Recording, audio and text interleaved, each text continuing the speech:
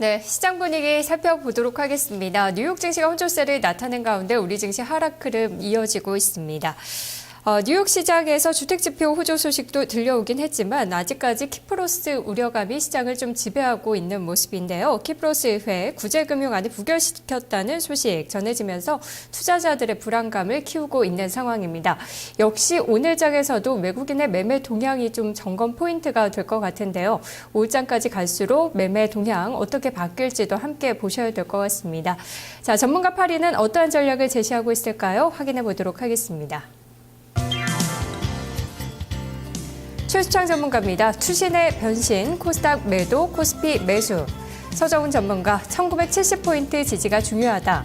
한교수 전문가, 악재 선반영했다며 외국인의 수급주에 집중하자는 이야기하고 있습니다. 김영효 전문가, 관망 속의 코스닥 리스크 관리 병행. 최강천 전문가입니다. 1975선 이하로 가거나 1982선 이상으로 가거나. 김대복 전문가, 지수보다는 모바일, 바이오 중심의 종목 장세. 금산 전문가, 단기 저점 테스트 구간에 진입했다며 추세 확인까지는 관망하자는 이야기하고 있습니다. 부자개미 전문가, 코스피 121선 이하 매수, IT와 자동차 부품주를 공략하고 있습니다. 네, 오늘은 전문가마다 분위기가 좀 다릅니다. 오히려 역발상으로 코스피에 접근해야 된다라는 이야기들 나오고 있는데요. 특히나 외국인들 그동안 코스피보다는 코스닥을 중심으로 담았기 때문에 이제 다시 한번 돌아온다면은 코스피의 대형주로 돌아올 것이다 라는 의견 내고 있는 쪽도 있고요. 여전히 코스닥의 부품주를 중심으로 대응하고 있는 전문가들도 있습니다. 두 분의 전략을 자세히 들어보도록 하겠습니다. 먼저 금산 전문가 만나보겠습니다. 안녕하세요. 네, 안녕하십니까. 네, 전문가님 전략부터 살펴보도록 할게요. 단기 저점 테스트 구간이라며 진입, 추세 확인까지는 관망하자라고 하셨는데요. 미국의 주택지표 호조도 키프로스 악재에 좀 묻혀있는 상황인데요. 어떻게 보십니까? 예, 지금 이제 그 단기 저점 테스트 구간이다. 그 추세 확인을 관망하자는 이야기는 무슨 이야기냐면요. 지금 저는 이번 이 하락은 충분히 예상이 됐던 겁니다. 왜냐하면 그 다우 지수를 한번 잘 보십시오. 다우 지수를 보시면 상승 1파, 조정 2파, 상승 3파, 조정 4파, 상승 5파가 마무리되는 구간입니다. 다우 지수를 마디를 보세요. 마디를 보면은 상승 5파가 마무리되는 시점이거든요. 그러면 다우 지수는 추가적으로 하락이 더 나올 수 있습니다. 그러면 미국을 바라보는 것은 IT잖아요. IT가 못 움직인다는 거죠. 그 다음은 중국 상해 지수를 한번 보십시오. 중국 상해 지수를 보시면 일단 전 저점을 깨버렸습니다. 전 저점을 깨버리게 되면 우리나라의 가장 수출 1위 국가가 중국입니다. 그러면 중국 관련주라고 할 수 있는 정유나 화학주나 철강주가 못 갑니다. 그럼 당연히 지수는 조정권에 들어올 수밖에 없는 거죠. 예, 그런 측면에서 코스피도 단기 저점 테스트 구간에 일단 진입을 했다. 이렇게 볼 수가 있는 거고요. 추세가 좀 확인될 때까지는 조금은 관망을 하시는데 저는 결론적으로 말씀을 드리면 두려워할 구간은 아니다. 왜냐하면 코스피 지수가 많이 내려오더라도 종목별로 빠지는 폭은 그렇게 많지 않습니다.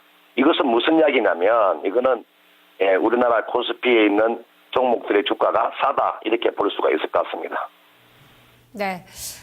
미국 쪽을 봤을 때 IT 그리고 중국 쪽을 봤을 때 경기 민감주들 당분간은 좀 쉬어갈 가능성이 크다라고 보셨는데요. 하지만 또 적극적으로 매도해야 될 구간도 아니라고 보셨네요.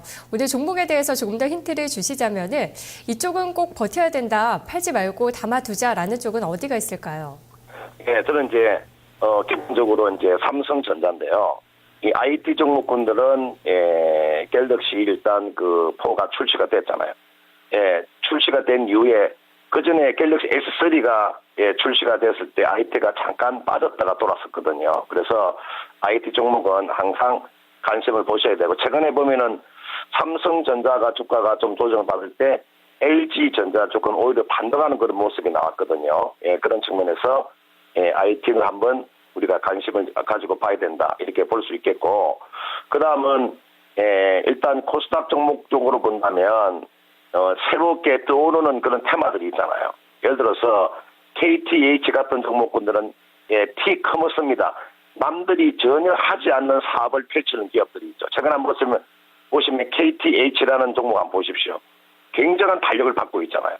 이렇게 좀 차별화되어 있는 이런 종목으로 좀 접근하는 제가 이제 단순하게 예를 들어서 바이오다 이게 아니라 좀 차별화되어 있는 종목이 충분히 나올 수 있거든요.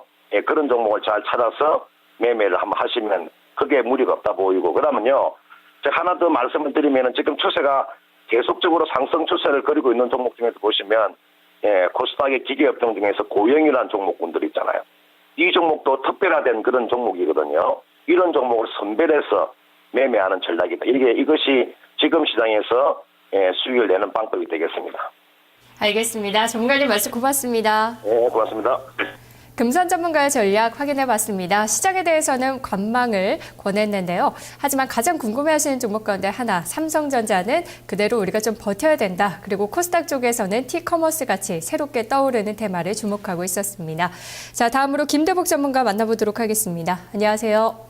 네, 안녕하세요. 반갑습니다. 김대복입니다. 네, 시선이 크게 바뀌지 않으셨네요. 지수보다는 모바일, 바이오 중심의 종목 장세 예측을 하고 계시는데요. 추세가 살아있는 쪽도 보시는 것 같습니다. 어떤 종목이 눈에 띄세요? 글쎄, 이제, 말씀드린 대로 모바일하고, 지금 이제 바이오주가 눈에 띄죠. 종합주가지수가 이미 이제 단기 추세를 하락했고, 오늘 이제 저점을 깨고 내려가는 어떤 이런 자리가 나왔습니다.